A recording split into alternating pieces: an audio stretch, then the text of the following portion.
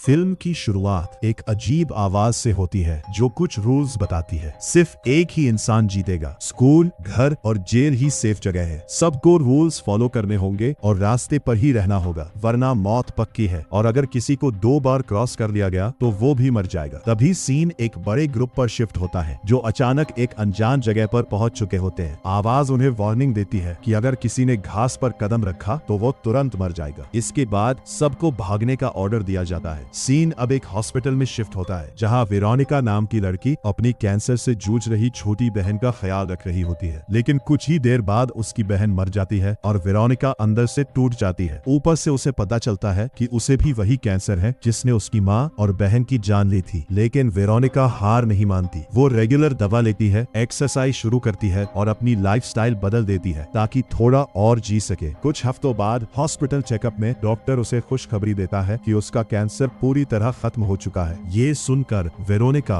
बहुत खुश होती है, लेकिन घर लौटते वक्त अचानक एक तेज सफेद रोशनी उसकी गाड़ी को घेर लेती है और सब कुछ सफेद हो जाता है। सीन फिर से उस अजीब रेस वाली जगह पर आता है जहां वेरोनिका भी बाकी लोगों की तरह खड़ी होती है और बुरी तरह कंफ्यूज होती है। आवाज फिर चिल्लाती है, दौड़ो वरना मर जाओगे। घबराहट में वेरोनिका गलती से घास पर पैर रख देती है। उसका शरीर अजीब तरह रिएक्ट करता है और अचानक उसका सिर फट जाता है। ये देखते ही सब लोग डर के मारे चीखने लगते हैं और जान बचाकर भागने लगते हैं। सीन अब अफगानिस्तान के फ्लैशबैक में चला जाता है। यहाँ जस्टिन नाम का अमेरिकन सोल्जर अपने साथी एडी को घसीट रहा होता है जिसका एक पैर उड़ चुका होता है। बहुत मुश्किल से जस्टिन उसे एक गुफा तक ले आता है। बहुत ज्यादा ठंड होने की वजह से दोनों एक दूसरे को पकड़कर बैठे रहते हैं और इसी दौरान पहली बार प्रॉपरली अपना इंट्रोडक्शन देते हैं। एडी हैरान होता है क्योंकि ज्यादातर लोग उसे मरने के लिए छोड़ देते, लेकिन जस्टिन ने एक अनजान आदमी की जान बचाई। कुछ साल बाद पता चलता है कि दोनों अब भी कांटेक्ट में हैं और काफी अच्छे दोस्त बन चुके हैं। जस्टिन अब स्पेशल बच्चों के स्कूल में काम करता है और एडी को वहां बच्चों से मिलने बुलाता है। एडी बच्चों को अपनी कहानी सुनाता है और मोटिवेट करता है कि अगर हौसला हो तो इंसान कुछ भी कर सकता है। इसके बाद दोनों स्कूल से निकलते हैं और रास्ते में सिग्नल पर रुकते हैं। वहां उन्हें 2 बहरे दोस्त दिखते हैं, एक लड़का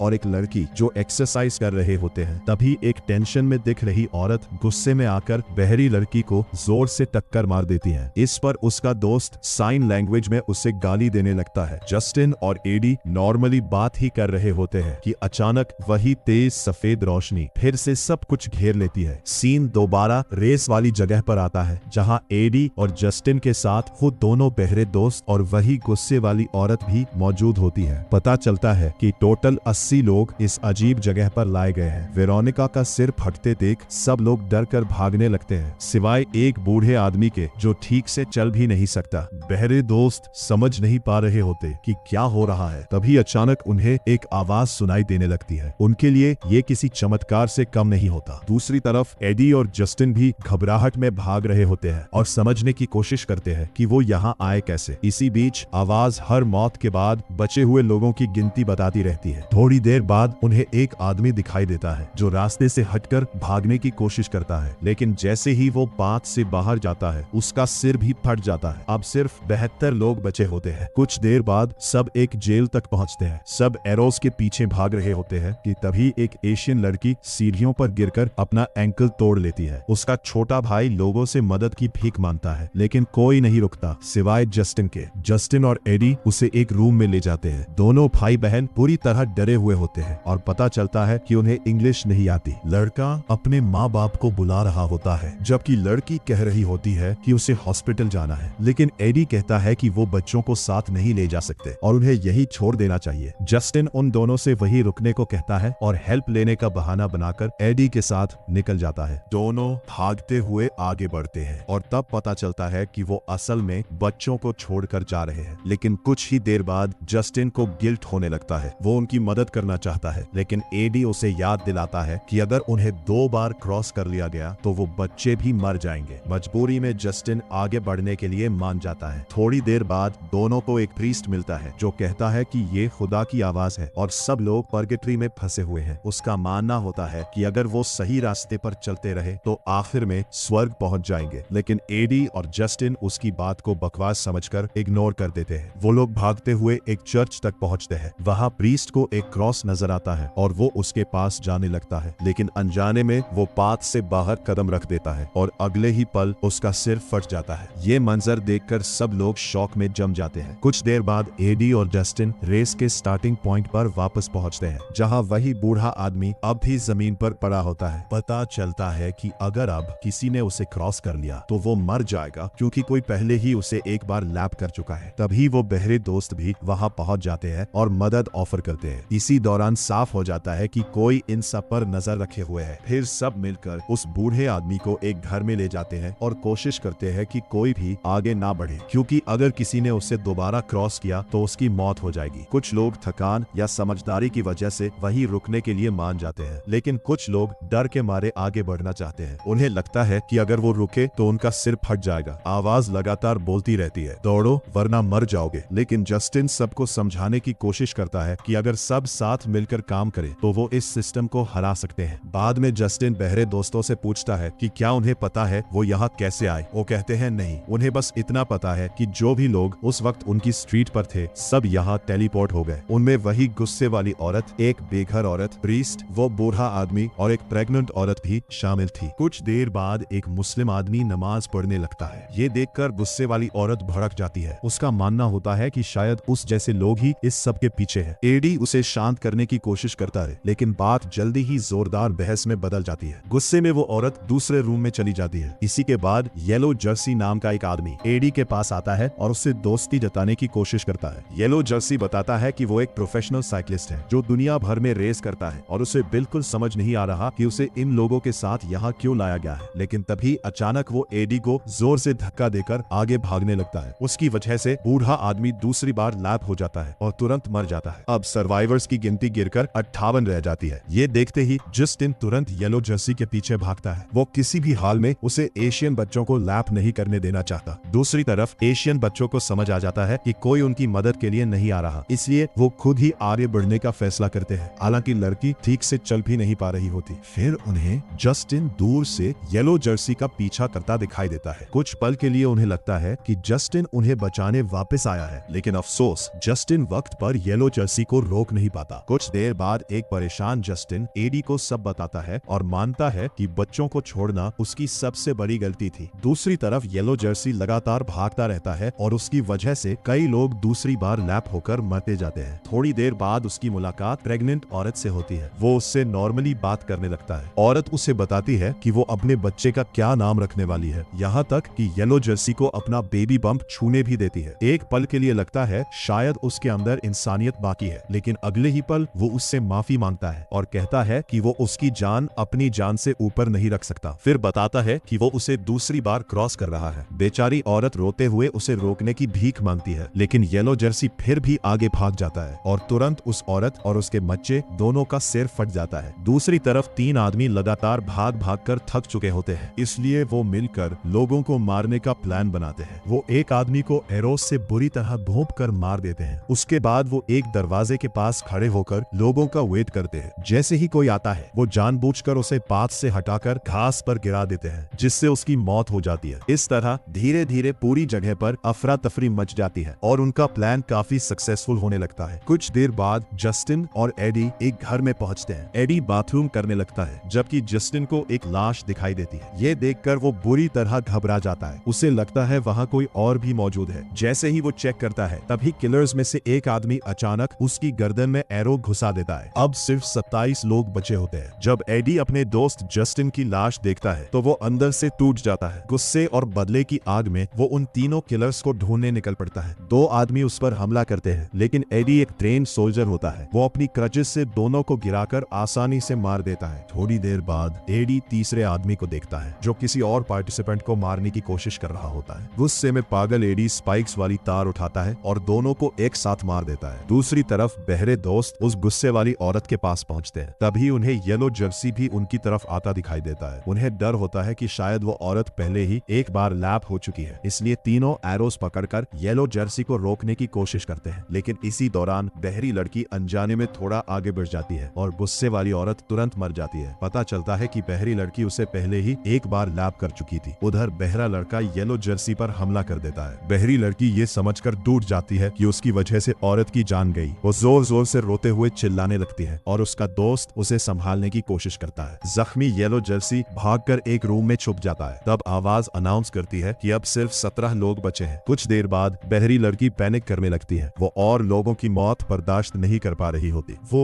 साइन लैंग्वेज में ऑर्गेनाइजर से गुजारिश करती है कि मरने से पहले कम से कम उसे एक बार म्यूजिक सुनने दिया जाए। तब उसका दोस्त उसे तसल्ली देता है और कहता है कि वो दोनों मिलकर इस सब से निकल जाएंगे। ये सुनकर लड़की फिर से हिम्मत जुटा लेती है और रेस कंटिन्यू करने का फैसला करती है। दोनों नॉर्मली बात करते हुए आगे बढ़ते हैं और कुछ देर बाद एक चर्च तक पहुंचते हैं। तब आवाज बताती है कि अब सिर्फ 6 सर्वाइवर्स बचे हैं। इसी दौरान बहरा लड़का अचानक अपनी दोस्त को किस करने की कोशिश करता है, लेकिन तुरंत शर्मिंदा होकर भाग जाता है। लड़की उसके पास आकर समझाती है कि वो उसे सिर्फ एक भाई की तरह देखती है। लड़का दुखी हो जाता है, लेकिन फिर भी दोबारा उसे किस करने की कोशिश करता है। इस बार वो उसके साथ जबरदस्ती करीब आने लगता है। लड़की अनकंफर्टेबल होकर वहां से भाग जाती है और लड़का उसके पीछे चला जाता है। दोनों एक घर में पहुंचते हैं जहां उन्हें लगता है कि कोई और भी मौजूद है, इसलिए वो टूल्स को हथियार की तरह पकड़ लेते हैं, लेकिन घर में कोई नहीं होता। फ्रस्ट्रेशन में बहरा लड़का अचानक अपनी दोस्त को बेहोश कर देता है। फिर वो उसके कपड़े उतारने लगता है और उसे गलत तरीके से छूने की कोशिश करता है, लेकिन तभी लड़की होश में आ जाती है और उसे जोर से धक्का दे देती है। वो गुस्से में उसे गाली देने लगती है। लड़का रोते हुए माफी मांगता है और घर से बाहर भाग जाता है। अगले ही पल बहरी लड़की गुस्से में उसे घास की तरफ धक्का दे देती है और तुरंत उसका सिर फट जाता है। ये देखकर लड़की जमीन पर गिरकर जोर जोर से रोने लगती है। कुछ देर बाद येलो जर्सी वहां से गुजरता है और उसे मरा हुआ समझकर आगे बढ़ने लगता है, लेकिन अचानक बहरी लड़की पीछे से उस पर हमला कर देती है और एक टूल से उसे बार बार मारकर खत्म कर देती है। अब आवाज अनाउंस करती है कि सिर्फ 3 पार्टिसिपेंट्स बचे हैं। ये 3 लोग होते हैं बहरी लड़की, एडी और एक बेघर औरत, जो अब तक सबसे छुपकर जिंदा बची हुई थी। बेघर औरत बहरी लड़की को देखते ही उसकी तरफ दौड़ पड़ती है और दोनों के बीच जबरदस्त चेस शुरू हो जाती है। कुछ देर बाद बेघर औरत उसे पकड़कर नीचे गिरा देती है और शीशे के टुकड़ों से उस पर हमला करने वाली होती है, लेकिन तभी एडी वहां पहुंच जाता है और उस बेघर औरत की गर्दन तोड़ देता है। बहरी लड़की भागने की कोशिश करती है, लेकिन एडी उसे समझाता है कि वो उसे नुकसान पहुंचाने नहीं आया। फिर एडी उसे एक पोल पर लटकी अजीब मखलूकों की लाशें दिखाता है और पूछता है कि क्या उसे पता है ये क्या है। लड़की अंदाजा लगाती है कि शायद ये फरिश्ते हैं और लगता है जैसे इन्हें टॉर्चर किया गया हो। दोनों बुरी तरह कंफ्यूज होते हैं कि आखिर यहाँ चल क्या रहा है। इसी बीच मौका देखकर बहरी लड़की एडी को घास में धक्का देने की कोशिश करती है, लेकिन एडी की क्रचेस की वजह से उसके पैर घास को छूते ही नहीं और वो बच जाता है। घबराकर लड़की भागने लगती है, लेकिन एडी अपनी क्रचेस से उसे गिरा देता है। उसके बाद वो उसका गला दबा देता है और आखिरकार उसकी मौत हो जाती है। अब ऐसी खतरनाक गेम का एक अला सर्वाइवर एडी बन चुका होता है। इसके बाद वही मिस्टीरियस आवाज फिर से बोलती है और एडी को जीत की बधाई देती है। थका हुआ एडी गुस्से में पूछता है कि आखिर वो लोग है कौन। तब आवाज बताती है कि वो सेरिड है और एडी इस वक्त उनके ह्यूमन एरिना में मौजूद है। कुछ देर बाद एडी की आंख खुलती है। वही